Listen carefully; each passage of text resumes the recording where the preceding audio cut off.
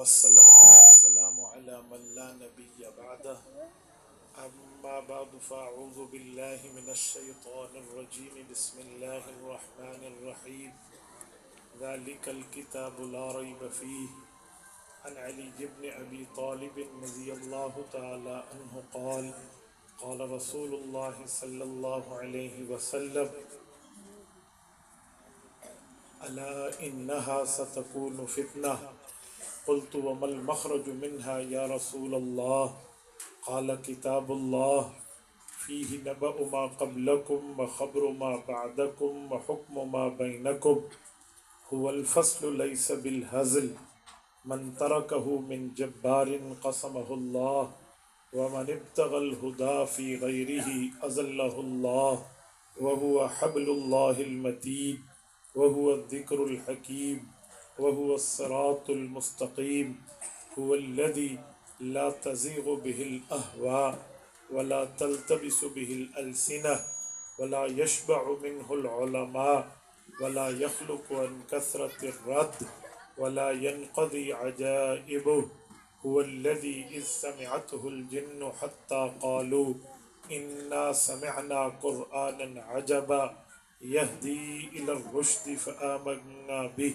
من قال به صدق ومن عمل به أجر ومن حكم به عدل ومن دعا إليه هدي إلى صراط مستقيم رواه الإمام الهمام الترمذي في جامعه صدق الله العظيم وبلغنا رسوله النبي الأمي الكريم ونحن على ذلك لمن الشاهدين والشاكرين والحمد لله رب العالمين.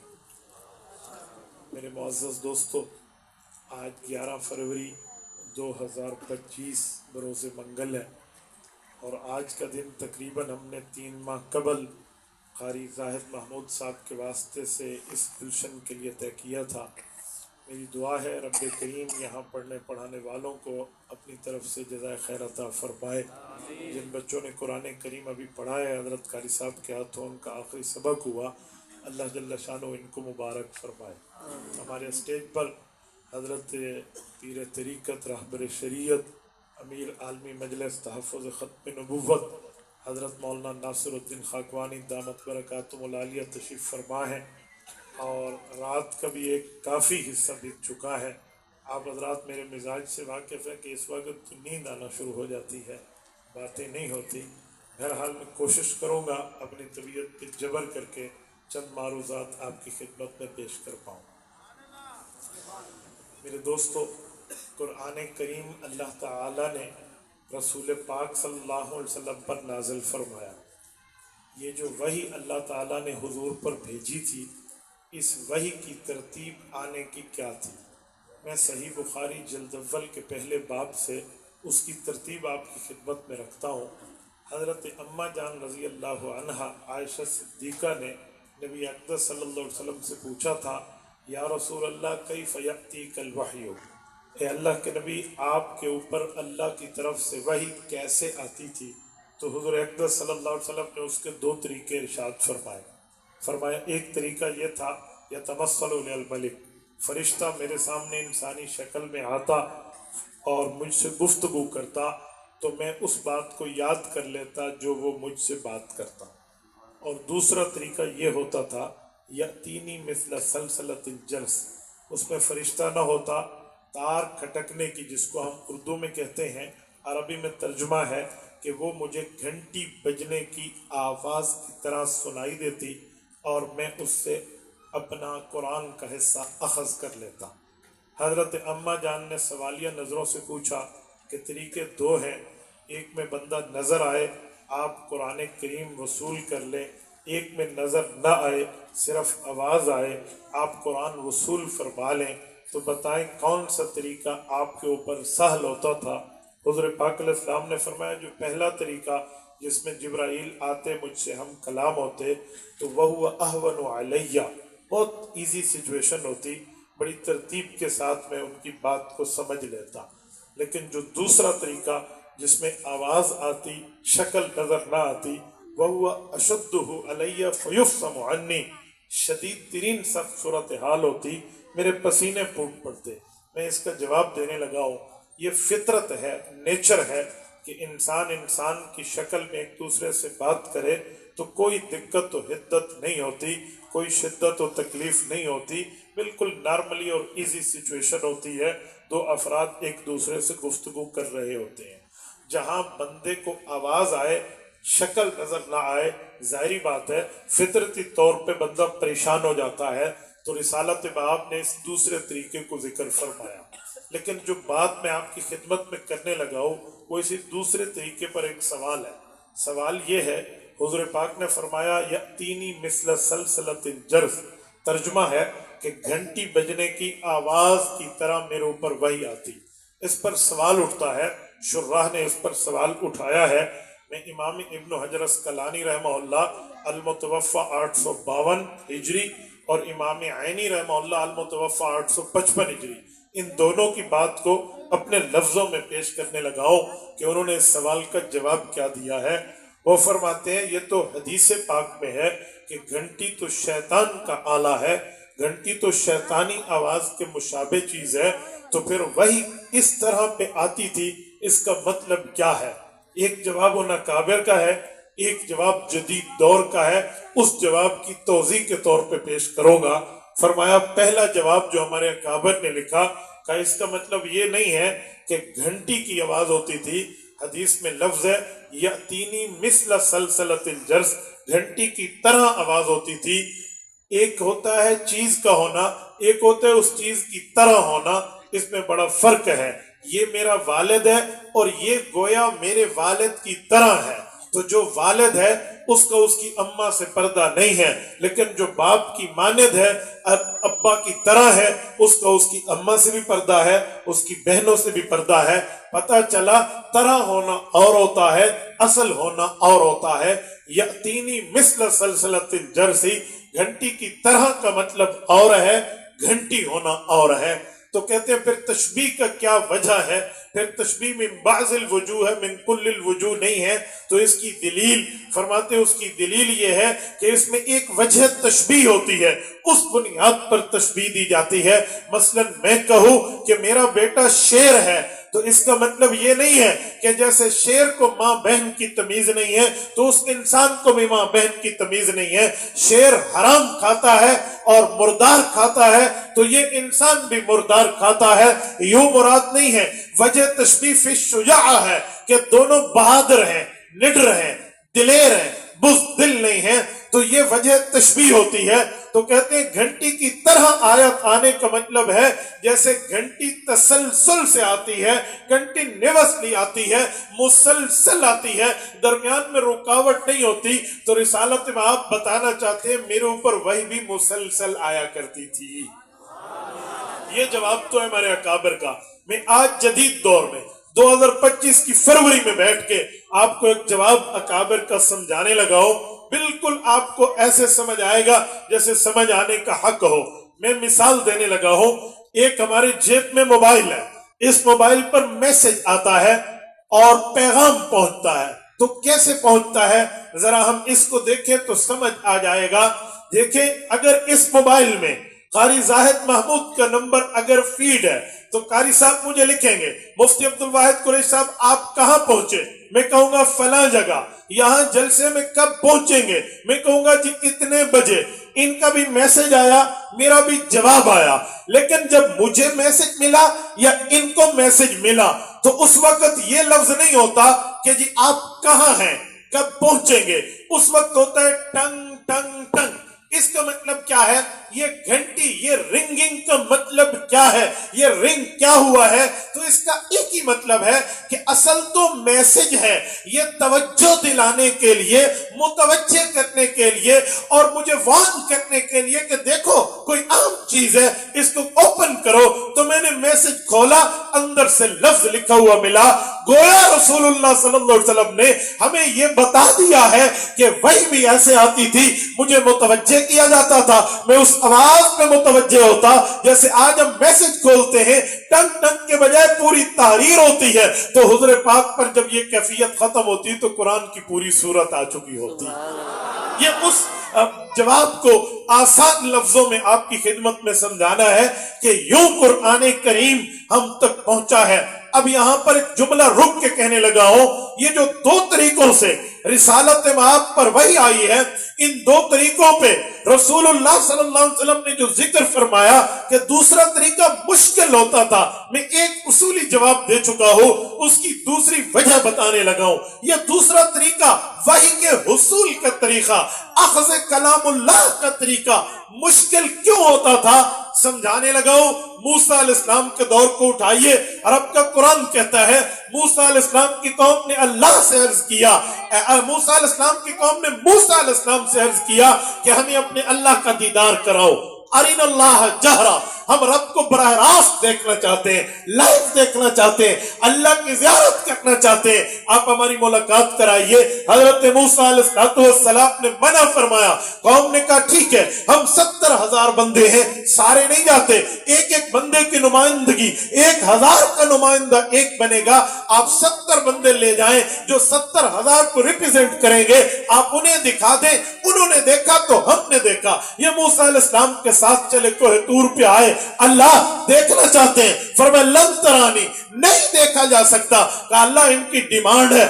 حضرت موسیٰ کو رب نے فرمایا اوکے، حضرت موسیٰ علیہ السلام کو رب نے فرمایا گویا بالکل ٹھیک ہے، انہیں کہو اس پہاڑ کو دیکھو، انظر الی الجبل، اس پہاڑ کو دیکھو، میں اس پہ وحی بھیجوں گا، ان استقر مکانا، اگر یہ اپنی جگہ پہ ٹھہر گیا اللہ کی وحی کے بعد تو پھر انہوں نے جب تجلی کو دیکھا تو خدا کو دیکھا، قوم نے ٹکٹکی لگا کے پہاڑ کو دیکھا، تجلی اتری۔ قرآن کہتے ہیں خر موسیٰ صعیقا، وقت کا جلیل القدر پیغمبر صاحب تورات موسیٰ کلیم اللہ اللہ کی تجلی کی ہیبت سے خوف سے بے ہوش ہو گئے، اور قوم تو مر گئی، سرما بن گئی، ریزہ ریزہ ہو گئی، کچل دی گئی، گویا کریش کر دی گئی، کچھ بھی نہ بچا ان کا۔ حضرت موسیٰ بے ہوش ہیں، بے ہوش زندہ ہوتا ہے، جب انہیں ہوش آیا انہوں نے قوم کو دیکھا، عرض کرنے لگے اللہ انہیں دوبارہ زندگی دے دے۔ رب سمجھتے ہیں، اللہ کو پتا ہے کہ موسیٰ کیوں سوال کر رہے ہیں، پر پھر بھی پوچھا موسیٰ کیوں ان کی زندگی چاہیے؟ کہ میرے اللہ ان لوگوں نے نمائندگی کی ہے اس پورے مجمع کی جنہوں نے آپ کو دیکھنے کے لیے ان کو بھیجا تھا، اب یہ مر گئے، میں انہیں کہوں بندے مر گئے تو 70 اور آ جائیں گے، اللہ یہ دوبارہ زندہ ہو، میں چاہتا ہوں اپنی آنکھوں دیکھا حال بتائیں، آئی وٹنس بن کے بتائیں، عینی شاہد بن کے بتائیں، آنکھوں دیکھا گواہ بن کے ان کو بتائیں کہ نبی کا واسطہ لو، ڈائریکٹ امت ڈائریکٹ مخلوق خالق تک نہیں پہنچ سکتی۔ انہیں زندگی ملی، قوم نے جا کر بتایا، میں واقعہ نہیں سنا رہا، میں صرف ایک نقطہ یہاں سے نکال رہا ہوں، پتا چلا وہی اتنا زیادہ بوجھدار چیز ہے، وہی کا اتنا وزن ہے، اللہ کے کلام کی اتنی اہمیت ہے، اللہ کے کلام کا اتنا جلال ہے کہ جس کی وجہ سے اگر بندہ ڈائریکٹ سینے میں رکھے تو وہ مر جائے، اس کی آنکھ نہ دیکھ پائے۔ تو آج ہم قرآن کریم پڑھتے ہیں، سنتے ہیں، اور قرآن اپنی آوازوں میں بہتر سے بہترین پڑھتے ہیں۔ ابھی کل سب پڑھا رہے تھے، بچے پڑھ رہے تھے، صبح شام پڑھتے ہیں، ہمیں تو تکلیف نہیں ہوتی، ہم تو نہیں مرتے، ہماری زبانیں، ہماری آنکھیں، ہمارا جسم، ہمیں فزیکل آگ نہیں لگتی۔ وجہ کیا ہے؟ ہم کوئی بنی اسرائیل سے بڑے 30 مار خان ہیں جسمانی لحاظ سے؟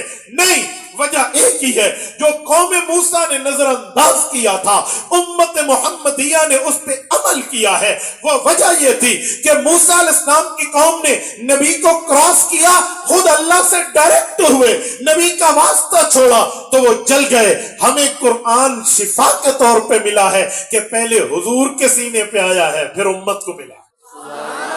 اب میرا سوال وہی قائم ہے کہ حضور پاک کو تکلیف کیوں ہوتی تھی؟ تو میرا بتانے کا مطلب یہ ہے، جو آپ اور ہم قرآن سنتے اگر جل جاتے تو تمام تکلیف کو سینہ مصطفیٰ نے برداشت کیا ہے، تمام قرآن کی ہیبت اور جلال کو یہ قلب مصطفیٰ نے برداشت کیا ہے۔ اکیلے پاک پیغمبر نے، یہ نقطہ ہے قاسم العلوم والخیرات، بانی دارالعلوم دیوبند، حجت الاسلام والمسلمین، حضرت امام مولانا محمد قاسم النانوتوی رحمہ اللہ کا، اور اس کو لکھا ہے ان کے عظیم پوتے 50 سال تک دیوبند کے محتمم قاری محمد طیب قاسمی رحمہ اللہ نے، لیکن بات ان کی ہے، الفاظ میرے ہیں، میں کہنے لگا ان کی بات کو اپنے عوامی لہجے میں، فرمایا رب جلال والا ہے، ہے, مصطفیٰ جمال والا ہے, اللہ کا جلالی کلام مصطفیٰ کے جمالی سینے سے گزرا ہے, اس لیے امت کو تکلیف نہیں ہوتی بلکہ امت کو قرآن سے شفا ملتی. اس کی ایگزامپل چاہیے, مثال چاہیے, تو پھر بالکل اسی مثال اور ایگزامپل ہے. اگر ہم آگ کو دیکھیں تو آگ کبھی ٹھنڈی نہیں رہی, آگ کی صفت گرم ہے, آگ کا خاصہ گرم ہے, آگ کی اصلیت گرم ہے, آگ ہمیشہ گرم ہے. تو جب آگ گرم ہے, بجلی گرم ہے, تو پھر یہ بجلی کیوں جا کر اے سی میں ٹھنڈی ہوتی ہے, فریزر میں ٹھنڈی ہوتی ہے, فریج میں ٹھنڈی ہوتی ہے؟ وہاں ہاٹنگ نہیں ہے, وہاں کولنگ ہے, وہاں حرارت نہیں ہے, وہاں برودت ہے, وہاں گرمی نہیں ہے, وہاں ٹھنڈک ہے, وہاں جلانا نہیں ہے, وہاں ٹھنڈا کرنا ہے. اور بھائی بجلی تو گرم تھی, یہ ہیٹر میں جلا دیتی تھی, یہ فریج میں جمع کیوں دے رہی ہے؟ یہ ہیٹر میں جلا رہی تھی, یہ فریزر میں جمع کیوں دے رہی ہے؟ یہ اس کی ہاٹنگ کولنگ میں کیوں بدلی؟ اس کی گرمی نرمی, اس کی جو ہے نا گرمی ٹھنڈک میں کیوں بدلی؟ حرارت برودت میں تبدیل کیوں ہوئی؟ کہتے ایک ہی وجہ ہے کہ بجلی تو گرم تھی لیکن کمپریسر کا کمال ہے. فریج میں کمپریسر لگا ہوا ہے, کمپریسر کنورٹر ہے جو بجلی کی گرمی کو ٹھنڈک میں بدل دیتا ہے, حرارت کو برودت میں بدل دیتا ہے, گرمی کو سردی میں بدل دیتا ہے, آگ کو برف میں بدل دیتا ہے. یہ کام کمپریسر کا ہے کہ کمپریسر نے ویدر چینجنگ کی ہے, جس کی وجہ سے ہیٹر میں گرمی تھی, فریج میں ٹھنڈک آئی, کمپریسر نے تبدیل کیا, اس کی وجہ سے ٹھنڈک ملی. میں بلا تشبیہ اور مثال دینے لگا ہوں, کوئی تشبیہ نہیں ہے, صرف قریب الاذہان کرنے کے لیے کہنے لگا ہوں. جلال الہی قرآن میں, ہیبت الہی قرآن میں, ہمارے لیے خشیت الہی قرآن میں, لیکن یہ قرآن گرم کلام تھا. ہم ڈائریکٹ سنتے تو وہی حال ہوتا جو موسیٰ علیہ السلام کا ہوا ہے, پر ویسے نہیں ہوا.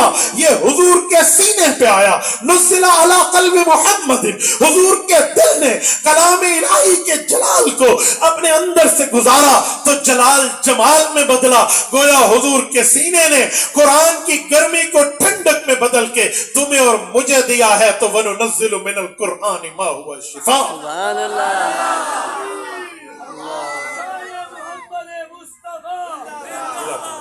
ہمارے لیے یہ ٹھنڈک میں تب بدلا, شفا میں تب بدلا کہ وجہ سرور کائنات کا سینہ تھا, حضور کا دل اقدس تھا, قلب مصطفیٰ کی ہمت تھی, قلب مصطفیٰ کی محنت تھی, قلب مصطفیٰ کی طاقت یوز ہوئی اور حضور کی جوانی یوٹیلائز ہوئی اور قرآن ہم تک پہنچا ہے. تکلیف صرف حضور نے برداشت کی ہے. اور یہ میرا جواب حدیث کے ایک جملے کی تشریح پر مشتمل ہے, یہ بغیر حدیث کے نہیں ہے. میں صرف کامن سینس نہیں پیش کر رہا, عقلیات نہیں پیش کر رہا, بلکہ مسند احمد کو لیے حضرت ابوبکر صدیق رضی اللہ عنہ کے واسطے سے فرمان مصطفیٰ موجود ہے. اللہ کے رسول نے دنیا سے جاتے ہوئے حضرت ابوبکر صدیق کو مخاطب کیا اور ارشاد فرمایا, یا ابا بکر شیبتنی ہود و اخواتہا, ابو بکر سورت ہود اور اس جیسی قرآن کی صورتیں اتری ہے, ان کے نزول نے تیرے نبی محمد الرسول اللہ کی جوانی کو بڑھاپے میں بدل دیا. یہ میرے نبی کا فرمان ہے, شیبتنی ہود و اخواتہا. اس نزول نے, اس کے اترنے نے, اس کلام کے آنے نے میرے نبی کی جوانی کو بڑھاپے میں بدلا ہے. بتلانے کا مقصد یہ ہے, جتنی وحی کی شدت تھی, حدت تھی, تکلیف تھی, جو بات بھی تھی, وہ قلب مصطفیٰ نے برداشت کیا ہے. تجھے اور مجھے قرآن شفا مالا بنا. یہی بات سمجھانے کے لیے قرآن نے کہا, لو انزلنا هذا القرآن على جبل لرأيته خاشعا متصدعا من خشیت اللہ, کہ پہاڑ پہ اترتا تو پہاڑ ریزہ ریزہ ہو جاتا. اہل علم موجود ہیں, یہ لرأيته خاشعا متصدعا کا معنی ریزہ ریزہ نہیں ہے, یہ بامحاورہ معنی ہے, ورنہ لغوی معنی پہ آئے تو معنی اور ہے. ایک ہے تصدع, ایک ہے خشوع. تصدع کسے کہتے ہیں؟ قرآن کہتے ہیں رأیتہ خاشعہ, یہ خاشعہ خشوع سے نکلا ہے. خشوع کا اطلاق قرآن پاک کی کئی آیات میں ہے, الذین هم فی صلاتہم خاشعون. خشوع کا مطلب ہوتا ہے دل کا جھک جانا, نظر کا جھک جانا, ہمت کا اینڈ ہو جانا, اسے خشوع کہتے ہیں. تو قرآن میں ہے اگر پہاڑ پر قرآن آتا تو پہاڑ جھک جاتا. کیا مطلب؟ کیا پہاڑ میں فلیکسیبلٹی ہے؟ پہاڑ جھکتا ہے, پہاڑ کمر سیدھی کرتا ہے؟ نو, ایسے تو کچھ بھی نہیں ہے. تو پھر قرآن نے خشوع کیوں کہا ہے؟ مطلب کچھ اور ہے. مطلب یہ ہے کہ تم پہاڑ کو بڑا استقامت کی علامت و استعارہ سمجھتے ہو کہ پہاڑ میں بڑی طاقتیں ہیں. سنیں, ہوگی جتنی ہوگی, لیکن اللہ کا کلام آئے گا تو پہاڑ بوجھ نہیں اٹھا پائے گا, گویا اس کی آنکھیں اور اس کا دعویٰ جھک جائے گا. یہ ہے لرأیتہ خاشعہ. اگلا لفظ ہے متصدعہ. یہ تصدع کسے کہتے ہیں؟ اللہ نہ کرے کسی جگہ گیس کا سلنڈر بلاسٹ ہو جائے. جب بلاسٹنگ ہوتی ہے, جب گیس کا سلنڈر پھٹتا ہے, یا اس طرح آپ کسی میزائل, کسی بم, کسی مارٹر گولے کی مثال لیجئے, جب وہ پھٹتا ہے تو کبھی باہر کی گرمی سے نہیں پھٹتا, وہ ہمیشہ اندر کی گیسز سے پھٹتا ہے, اندر کی کیمیکل سے پھٹتا ہے, اندر کی ٹیکنالوجی سے بلاسٹ ہوتا ہے. اس کے اندر ایسی گیسز جمع ہو جاتی ہیں, ایسی اس کی طبیعت میں حدت آ جاتی ہے کہ وہ بلاسٹمنٹ کے قریب آ جاتا ہے, اس وجہ سے وہ پھٹتا ہے. تو رب نے بتایا اگر پہاڑ پہ ڈائریکٹ میں قرآن بھیجتا تو متصدع, پہاڑ بوجھ نہ اٹھاتا, وہ اس بوجھ کی وجہ سے پھٹ جاتا. ہم اس کا ترجمہ کرتے ہیں ریزہ ریزہ ہو جاتا, ورنہ الفاظ کا ترجمہ ریزہ ریزہ نہیں ہے, یہ با محاورہ معنی ہے. محاورے کا مطلب کیا ہوتا ہے؟ محاورے کا مطلب ہے لفظ اور ہو, مطلب اور ہو. بعض اوقات لفظ اور بولا جاتا ہے اور مطلب کوئی اور ہوتا ہے. میں سمجھانے کے لیے کہتا ہوں ہر لفظ کا ہر جگہ معنی کیا جاتا ہے. آپ کو میری بات سمجھ آ رہی ہے؟ میں کوشش کر رہا ہوں علمی لہجہ عوامی بات پہ بات کی خدمت پہ کروں. ایک لفظ و مطلب بدل جاتا ہے. آپ کہیں گے کیسے؟ یہ میرے ہاتھ میں مائک ہے اور یہ دو ہمارے سامنے, دو ادھر اور ایک ادھر اور ادھر, یہ اسپیکر لگے ہوئے ہیں. کیا لگے ہوئے ہیں؟ بولیے. میں یہاں جملہ کہتا ہوں کہ اسپیکر 2 نمبر ہے, حالانکہ بھائی کا اسپیکر ٹھیک ہے, میں صرف سمجھانے کے لیے کہنے لگا ہوں بھائی اسپیکر 2 نمبر ہے. اگر میں یہ جملہ کہوں تو کیا مطلب ہوگا کہ کون سے اسپیکر 2 نمبر ہے؟ یہ والا. اور اگر اسی لفظ کو کہیں اور بولا جائے, مثلا قائد ملت اسلامیہ امام انقلاب حضرت مولانا فضل الرحمان حافظ الرحمان قومی اسمبلی میں ٹھہر کے کہیں اسپیکر 2 نمبر ہے, تو معنی کیا ہوگا؟ بولتے نہیں ہیں. میں لفظ کا مطلب بتا رہا ہوں نا کہ لفظ کا معنی چینج ہو جاتا ہے, میننگ کی ڈائریکشن چینج ہو جاتی ہے. ایک لفظ کہیں اور بولا جائے تو مطلب بدل جاتا ہے. وہاں بولے اسپیکر 2 نمبر ہے تو وہ جو کسٹوڈین آف دا ہاؤس ہوتا ہے, وہ ایم-اے جو سب کو کنٹرول کر رہا ہوتا ہے, وہاں وہ مراد ہوگا. تو اس لیے محاورے کے طور پہ لفظ کا معنی بدل جاتا ہے. تو لرأیتہ خاشعا متصدعا من خشیۃ اللہ, قرآن نے بھی یہی کہا کہ اگر پہاڑ پہ آتا تو پہاڑ ریزہ ریزہ ہو جاتا. اور کس پہاڑ پہ؟ آپ کہیں گے پتہ نہیں کسی مکے کے پہاڑ کی بات ہوئی ہوگی. ماؤنٹ ایوریسٹ بہت بڑا پہاڑ ہے, ہمالیہ بہت بڑا پہاڑ ہے, K2 کا نام دنیا میں ہے, 29,200 فٹ ماؤنٹ ایوریسٹ کی جو ہے نا ہائٹ ہے اور بلندی ہے, اس کی تو بات نہیں ہے. سنیں قرآن نے اس کا جواب دیا ہے, فرمایا لو انزلنا هذا القرآن على جبل. لفظ علی الجبل نہیں ہے, لفظ جبل پہ الف لام نہیں ہے, یہ معرف باللام نہیں ہے, الجبل نہیں ہے, جبل لن ہے. ایک ہوتا ہے الجبل, ایک کہتے ہیں جبل لن. جب یہ لام پہ 2 زیریں آئی ہیں اسے تنوین تنکیر کہتے ہیں, جس کو انگلش میں کہتے ہیں کہ یہ پراپر ناؤن نہیں ہے, کامن ناؤن ہے, نکرہ ہے, معرفہ نہیں ہے. اور علماء کا پڑھانے میں اصول ہے کہ نکرہ عموم پہ دلالت کرتا ہے. تو لو انزلنا هذا القرآن على جبل, اور دنیا کے لوگوں تم دنیا کے کسی کونے کا, کسی ایریا کا, کسی جگہ کا کوئی پہاڑ لے کر آؤ, وہ اللہ کے کلام کے سامنے نہیں ٹھہر سکتے. اب پوری گفتگو کا خلاصہ دینے لگا ہوں. سنیں, جب پوری دنیا کے پہاڑ نہیں ٹھہر سکیں گے, اللہ کے کلام کے مقابلے میں برداشت نہیں کر پائیں گے, اڑ جائیں گے, تو بتاؤ کس سینے نے قرآن کو برداشت کیا؟ بولیے, آپ کا جواب آنا چاہیے. کس سینے نے قرآن کو برداشت کیا؟ محمد الرسول اللہ کے سینے نے. تو اب طے ہو گیا مسلمانوں, آج ہم یہ طے کر لیں کہ ہم نبی کے عاشق ہونے کے دعوے دار ہیں, نبی کے محب ہونے کے دعوے دار ہیں. تو محبت پتہ چلتی ہے تب جب اطاعت کی باری آئے, فالوئنگ کی باری آئے, इत्तिबा की बारी आए, बात तस्लीम मानने की बारी आए, फिर मोहब्बत पता चलती है। इसलिए कहा गया है लौ कान फी हुब्बिका सादिकन लअतअतहु इन्नल मुहिब्बा लिमन युहिब्बु मुतीउ। अगर तू मोहब्बत में सच्चा है तो जिससे मोहब्बत का दावा है उसकी बात को तस्लीम कर, तब तेरी मोहब्बत सच्ची है। मेरे दोस्तों, मेरे नबी ने, हमारे नबी ने यह तकलीफ कुरान के नुज़ूल की बर्दाश्त की, कुरान के वसूल की बर्दाश्त की, कुरान के अखज़ की बर्दाश्त की, कुरान की तालीम की तकलीफ बर्दाश्त की। जो पहाड़ न उठा सके वो सीने मुस्तफा ने उठाया, अपनी जवानी बुढ़ापे में बदली। किस लिए, किस बुनियाद पे, किन लोगों के लिए? हमारे लिए, हमारी औलाद के लिए, हमारी नस्ल के लिए, हमारे पीपल जवान के लिए अल्लाह के नबी ने तकलीफ बर्दाश्त की। आज कुरान हम तक पहुंचा।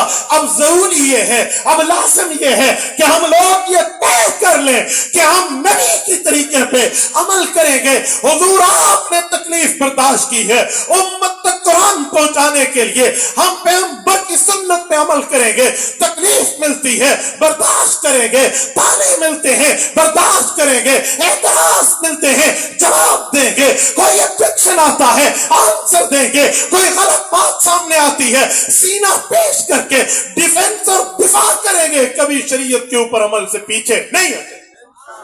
अगर ये बात है, अगर यही बात है और मामला यही है कि हम ऐसे ही करेंगे, तो पता चला हमारे सीने में नबी की तकलीफ का एहसास है, हमारे सीने में पैगंबर करीम अलैहि तहियत व तस्लीम की गुफ्तगू का, उनकी कुर्बानी का, उनकी मेहनत का, सब्र का एहसास है। अगर एहसास है तो फिर मुबारक हो, कल कयामत भी बेहतर है, कब्र की रात भी बेहतर है, महशर का दिन भी बेहतर है, पुल सरात में भी खुशखबरी है, जन्नत का इस्तेहकाक भी मिलेगा। और अगर नबी की सुन्नत से हट जाएंगे तो फिर कोई कामयाबी नहीं है। मैं सलाम पेश करता हूं इन असातिज़ा को, इन बच्चों को, इनके वालिदैन को, इनके मुआमिनीन को, जिन तमाम की तकदो के नतीजे में आज आपके सामने कुरान के हाफिज मिले हैं। तय करें कि हम खुद भी और अपनी औलादों को कुरान के लिए भेजेंगे। जितने दोस्त बैठे हैं करेंगे, अपनी औलाद को कुरान के लिए भेजोगे?